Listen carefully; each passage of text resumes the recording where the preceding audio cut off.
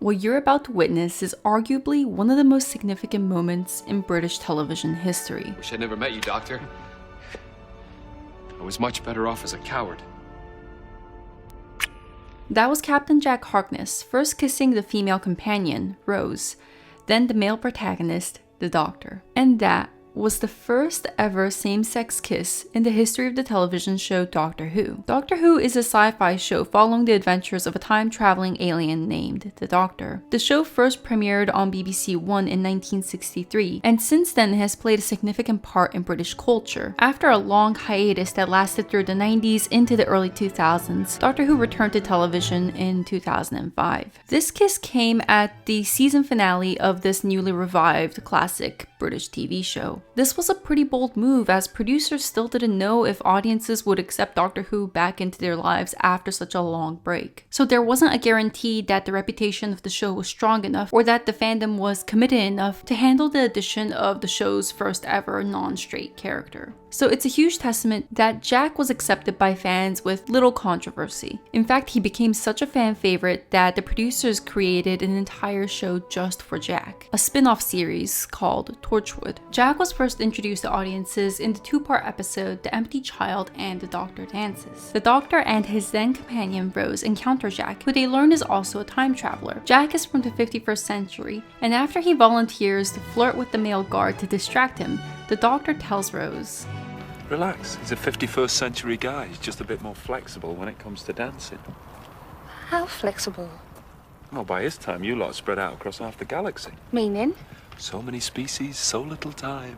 Besides this one moment, there are many other scenes throughout the episode that hint to Jack's sexuality. But it's not made to be a huge deal, because the setup is that in the future, heterosexual is no longer the norm. The majority of people are attracted to multiple genders and multiple species. When asked at a Comic-Con panel about Jack's sexuality, John Barrowman answered, "We really didn't make an issue out of his sexuality.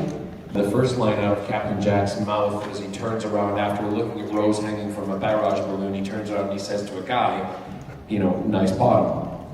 And that tells you right there exactly what it is, and he's unapologetic about it. So okay, we know that he likes men, women, and, well, aliens. How should we label him? Unlike a character like Luffy, where we had to speculate about his sexuality, we know for a fact that behind the scenes, Jack has been referred to as omnisexual. In an interview with the Chicago Tribune, John Barrowman explained that Jack is bisexual, but in the realm of the show, we call him omnisexual, because on the show, Jack also has sex with aliens who take human form. So maybe you haven't heard of the term omnisexual before. Let's quickly talk through the difference between bi, pan, and omni. Bisexual means that you are attracted to two genders. This is probably the most commonly used term to describe those attracted to both their own gender as well as the opposite sex. Pansexual and omnisexual are potentially more inclusive terms, depending on who you ask, because there are people who identify outside of the binary system. For some people, pansexual and omnisexual mean the same thing. For some, pansexual means you are gender blind. You like the person for who they are and just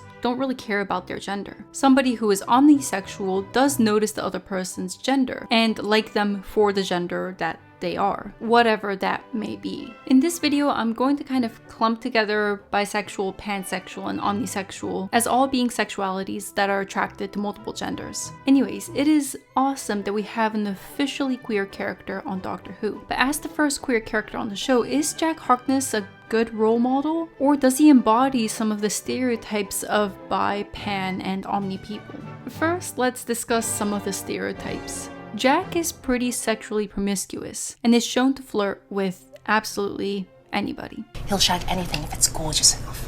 Stephen Moffat, a writer on Doctor Who, commented, "It felt right that the James Bond of the future, which is what Jack is, would bed anyone." And this is a stereotype among bi, pan, and omni folk, that if you are attracted to more than one gender, you must be attracted to everybody. Just because there's potential to be attracted to anybody doesn't mean that you're attracted to everybody. Related to this stereotype, there is a myth that bi, pan, and omni folk like to be involved in multiple relationships at once. Because how else are they going to satiate their sexual desire for all of these people? So polyamory and multiple gender attraction are kind of this weird intertwined stereotype. If you experience multiple gender attraction, I'm sure somebody at some point in your life has made a threesome joke. And in the second episode that Jack ever appears in, Jack makes a threesome joke about sleeping with 2 of his executioners.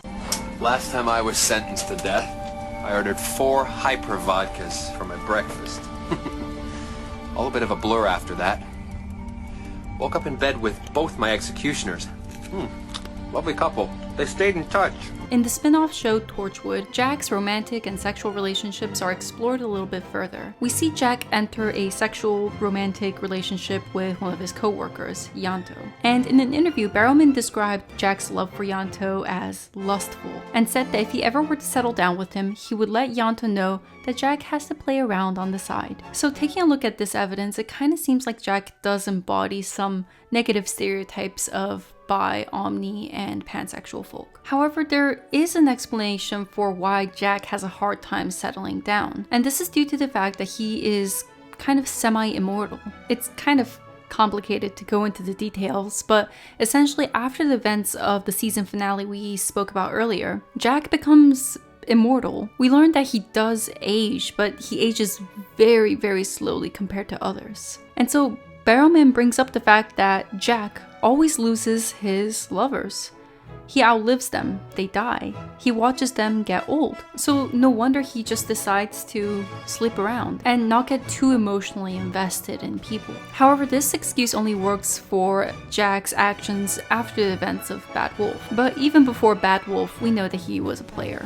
So it seems like Jack was always going to be a sexual character, which is not a problem. There are definitely bi, pan, and omni people out there who are very sexual. So although it is a stereotypical portrayal, it's not an inaccurate portrayal. But now let's talk about some things that make Jack unique as a bi, pan, omni role model. The first thing that I want to mention is the fact that Jack is a man. And you might be thinking, white men are overrepresented. Wouldn't it have been better if Jack were a woman or if he were a person of color? And yeah, I think the representation of POC in Doctor Who is something that needs to be addressed. But when it comes to gender representation, you may be surprised to learn that there tends to be an overrepresentation of female bisexual characters over male bisexual characters. So I'm not advocating for people to get their data from BuzzFeed, but just as an example, in 2018, BuzzFeed published a list of 28 best bisexual characters on television, and only 6 of that 28 were male. Similarly, The Advocate published the 10 most groundbreaking bisexual characters of all time. Only 2 in this list of 10 were male characters.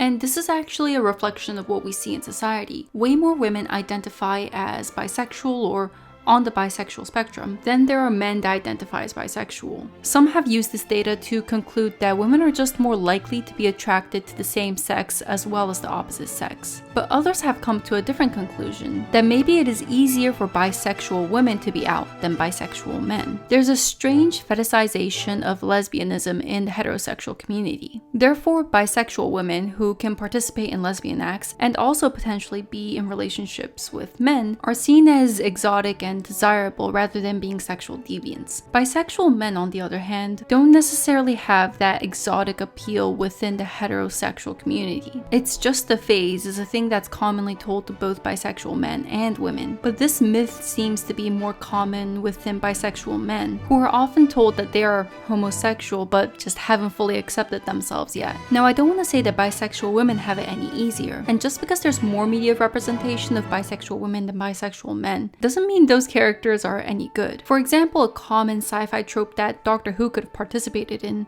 would be the sexy alien bisexual female character, or maybe the sexy bisexual villain. And this sort of character probably wouldn't have been very controversial, but instead Doctor Who chose also very sexy but human bisexual male character. And I mean, going back to the BuzzFeed list we mentioned earlier, Jack was third on that list. I mean, this proves that there are so few male bisexual characters out there. I also want to talk about John Barrowman's masterful performance. Barrowman has said that a lot of Jack's personality was based off of himself. Barrowman himself is queer and identifies as gay. Interestingly, John Barrowman was one of the final candidates for the role of Will in the TV show Will and Grace, but he was rejected in the end because he was quote-unquote not gay enough. They said that I wasn't gay enough.